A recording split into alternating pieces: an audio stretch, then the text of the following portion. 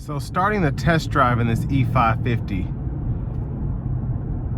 I was opening the gas cap the wrong way, so actually that is not lockable, and I'm kind of, I don't know how I feel about that. You can just push on the right side and it pops right open.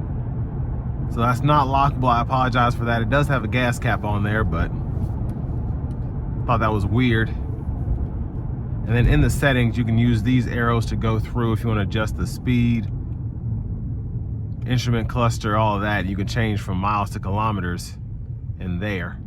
But I mean, the ride's pretty good. I like the driving dynamics. Of course, with a 5.5 liter V8, it's pretty peppy and it sounds good, even though it's a Mercedes E-Class.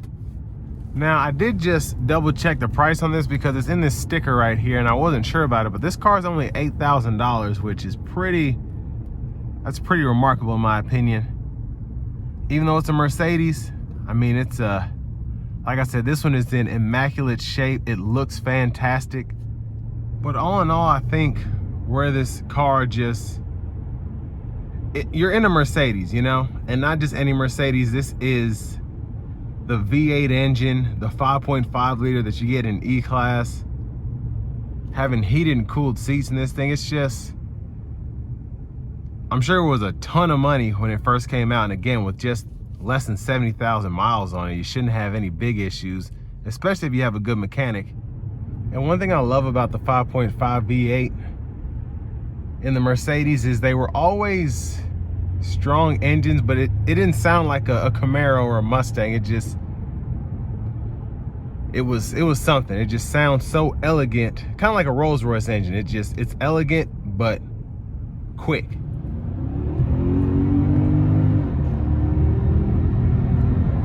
Now, it did take a minute for this to kind of find the right gear to put itself in, but once it found it, it was off. It runs so well, so cleanly, just so strong.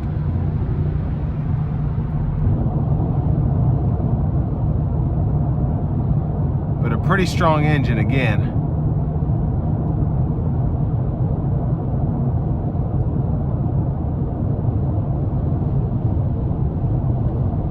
And the ride quality here is very nice, very smooth.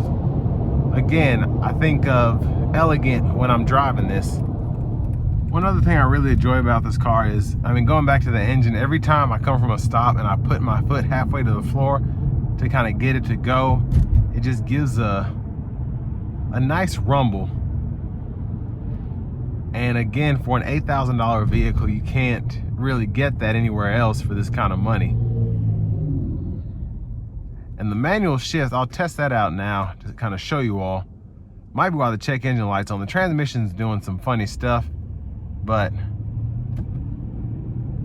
it could very easily be some sort of sensor or whatever, but just manually shifting is very, very fun. So downshifts, it's quick to get to that gear. Shifts up pretty quickly as well.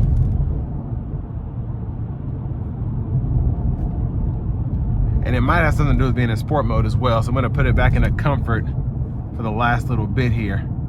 And if you wanna take it out of the manual mode, just hold it to that plus side while you're in drive.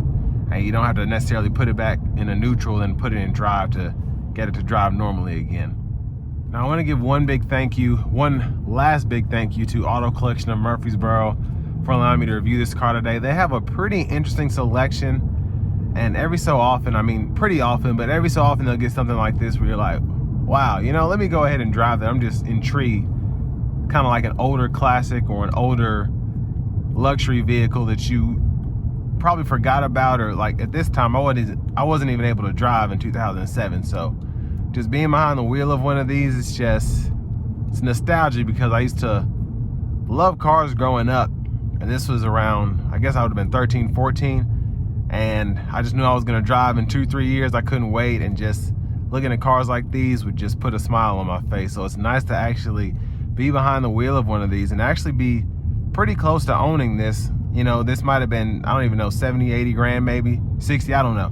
But to get one now for 8,000, especially if you're in that kind of same age range as me and you've always wanted to have one of these, you can get one pretty cheaply. But a fun car, a luxurious car,